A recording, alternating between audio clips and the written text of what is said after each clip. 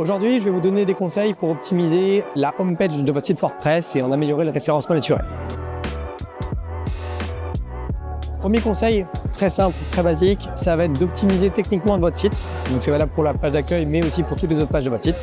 Ça veut dire une compatibilité mobile, ça veut dire du responsive design, ça veut dire un temps de chargement optimal, ça veut dire une extension SEO pour gérer vos méta, etc. Donc ça, c'est quelque chose de très basique. Mon deuxième conseil, c'est que sur cette page-là, d'un point de vue purement marketing, il faut que l'internaute, quand il arrive sur votre site, il comprenne parfaitement de quoi ça va parler.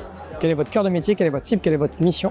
Et en fait, en aidant l'internaute à comprendre ça, en fait, vous aidez aussi le moteur de recherche à comprendre parfaitement de quoi va parler votre site, quelle est votre thématique principale et quelles vont être les thématiques qui vont être abordées. Troisième conseil, le maillage interne. Les robots, les moteurs de recherche vont arriver souvent par la page d'accueil du site et l'idée c'est de faire en sorte qu'ils puissent accéder à toutes vos pages principales et à toutes vos sections.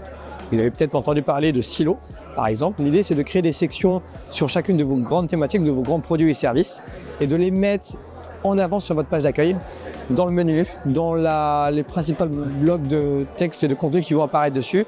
L'idée étant de donner du poids à ces pages-là et à l'inverse, de retirer des liens vers des pages qui seraient un peu secondaires ou qui auraient moins d'importance pour vous. Quatrième conseil, susciter de l'engagement.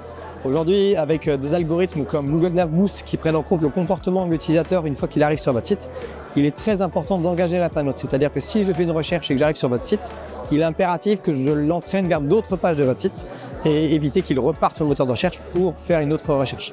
Donc l'idée derrière, c'est que votre page, elle doit être engageante. Ça peut être fait avec de la vidéo, ça peut être fait avec des formulaires, ça peut être fait avec des liens vers des sections plus précises, etc. Mais il faut donner envie à l'internaute de continuer sa visite et de pouvoir cliquer sur vos différents liens et sur vos différents contenus.